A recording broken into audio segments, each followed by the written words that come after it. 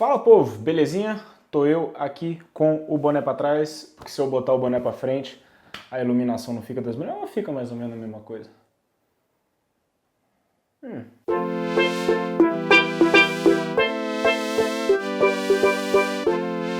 Bom, então hoje vamos falar aqui sobre o novo grupo hidráulico da Rotor Uno. Não sei se já ouviram falar, mas começaram a falar desse grupo em 2015. E a Rotor, se vocês não conhecem, a Rotor, ela é uma fábrica de componentes, são muito famosos os pé de velas da Rotor e os medidores de potência. E em 2015 eles anunciaram um grupo hidráulico que não seria freio hidráulico, mas o grupo em si hidráulico, o que é uma novidade bem interessante. Só que lá em 2015, quando eles anunciaram esse grupo, eles não chegaram a falar quando que ele seria comercializado, né? E ficou aquela coisa e tal, mas aparentemente ano que vem uma versão dele. Inclusive o Samuel Ferraz, que é o cara que volta e meia eu falo dele aqui, ele é um amigo nosso que mora lá em Miami, e ele... tem um carro passando ali fora. Deixa eu só fechar a janela ali. Sempre esqueço desse raio dessa janela. O Samuel Ferraz, ele fez um vídeo fazendo uma análise sobre questão de preço, peso e etc. E eu vou falar aqui um pouco mais sobre as diferenças, assim, do funcionamento de um grupo hidráulico, o que é bem interessante, né? Hoje em dia nós temos no mundo da bicicleta, os primeiros grupos de bicicletas que apareceram foram os grupos mecânicos, que funcionam com cabo de aço. Aí,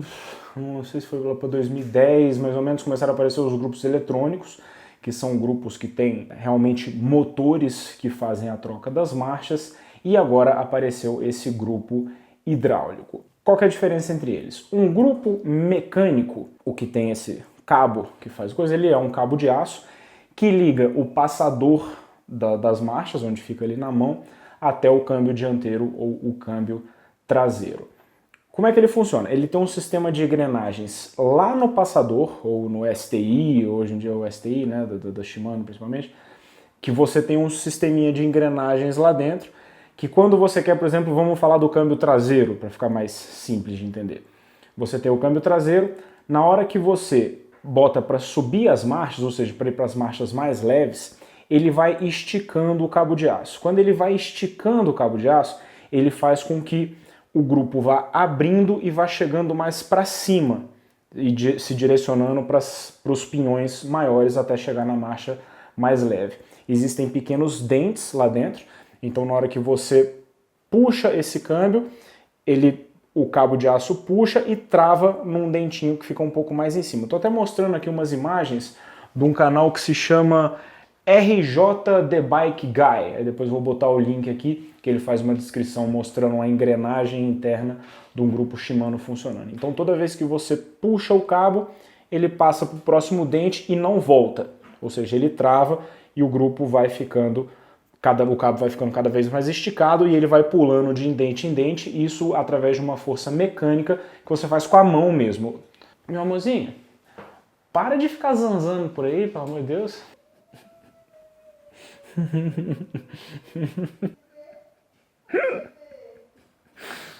Voltando aqui, essa iluminação tá boa com esse boné? Se botar o boné pra trás, pinarelão aí, ó, pinarela, boné da Sky, comprei lá no Tour de France, isso aqui. Então esse grupo você faz essa força mecânica com a mão e ele vai pulando de dente em dente. Na hora de voltar, o que faz a força não é a sua mão, e sim a mola do câmbio. Se vocês olharem no câmbio da sua bicicleta, vocês vão ver que lá no meio do câmbio tá uma mola.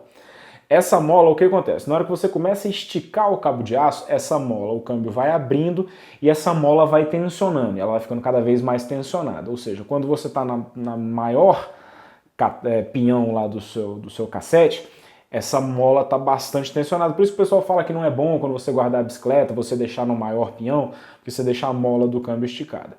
Ou seja, na hora que você aperta para descer uma marcha, na sua manete, no seu passador de marchas, o que ele faz? Esses dentes que você foi subindo quando o cabo de aço quando você estava fazendo força para subir as marchas, esse dente ele deixa a engrenagem voltar uma posição.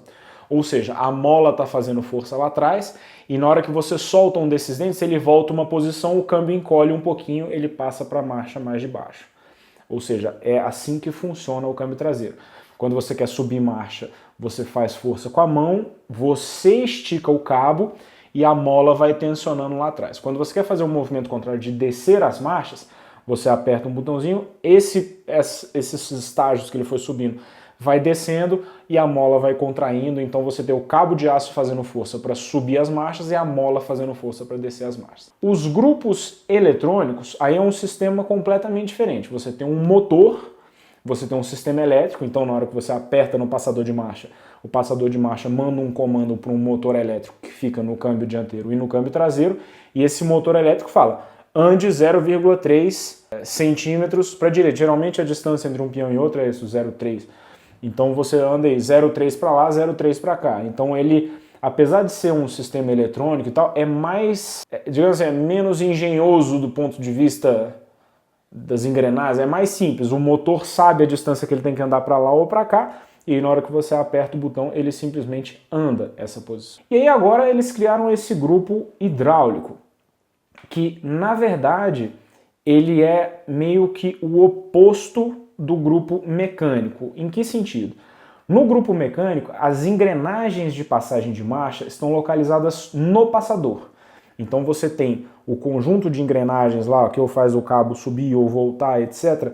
Isso está tudo no STI. Na hora que você abre, eu vou mostrar de novo a imagem ali, você tem esse sistema no passador. O grupo hidráulico, esse da Rotor Uno, né? Vou até mostrar aqui algumas imagens agora do Bike Rumor. O Bike Rumor fez um vídeo e vou deixar o link aqui na descrição também para vocês verem o vídeo na íntegra. O que acontece? Essas engrenagens, eles transferiram todas elas para os câmbios. Então o conjunto de engrenagens não fica mais no passador, e sim no câmbio.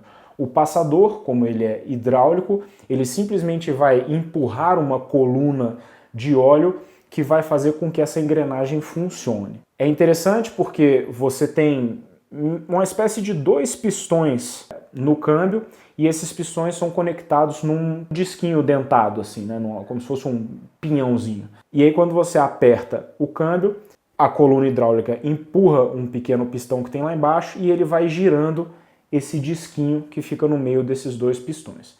Esse disquinho gira uma outra engrenagem que tem vários dentes também, e essa engrenagem que vai fazer a mola esticar ou recolher. O grupo continua tendo mola, diferente do grupo eletrônico. O grupo eletrônico não tem mola, ele é um grupo que só tem um motor, né? E é interessante porque a precisão da engrenagem possivelmente vai ficar maior, porque você não tem a questão do cabo, a questão da elasticidade do cabo, do desgaste do cabo, etc. E é simplesmente a coluna de óleo que tem uma precisão maior, como nos freios hidráulicos. A precisão, como o líquido não aceita compressão, eu falei isso aqui uma vez, e veio o povo me encher o saco, falar que, sim, tem um amigo. Você está sendo preciosista pra caramba e você sabe, de um modo geral, o líquido não aceita compressão. Então essa é a vantagem do óleo. Então geralmente o líquido, como ele não aceita compressão, se você empurrar ele 1 milímetro aqui, ele necessariamente anda 1 milímetro lá. Enquanto isso não acontece com o cabo de aço, por exemplo. O cabo de aço ele é um pouco mais elástico. Você tem essa precisão na passagem de marchas e ele tem um sistema duplo de trava da engrenagem de passagem de marcha mesmo. Ele tem dois dentes, duas travas, uma em cima e uma embaixo, né? Uma delas, a que fica em cima, que empurra o grupo ligado nessa outra engrenagem, está ligado nos pistões, que empurra todo esse sistema, e a de baixo ajuda a segurar, e na hora deles voltarem às marchas, as duas estruturas seguram. Então é interessante, é engenhoso o sistema como que eles fizeram, e eles fizeram também uma embreagenzinha que tem uma outra parte dentada, que essa outra parte dentada, para que ela funciona? Ela funciona meio como um sistema de emergência.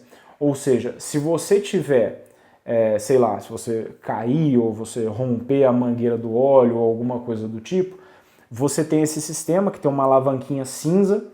Você mexendo essa alavanquinha cinza, você consegue parar o grupo na marcha que você quiser. Então você consegue abrir mexer nessa chavinha cinza, você para essa linguetinha dentada que tem no lugar onde você quiser, e, por exemplo, vamos supor que você, sei lá, você deu esse problema, deu esse acidente, você tem uma subida para pegar, você precisa botar numa marcha mais leve.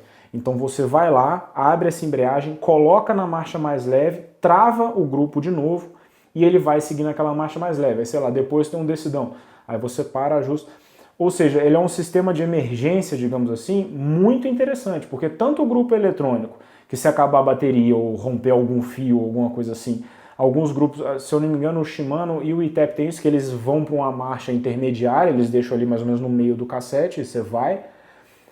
Mas o grupo mecânico, por exemplo, nem isso ele tem. Se romper o cabo, fudeu, porque a mola vai estar fazendo força lá atrás e ele vai comprimir o câmbio para ele ficar no menor pinhão.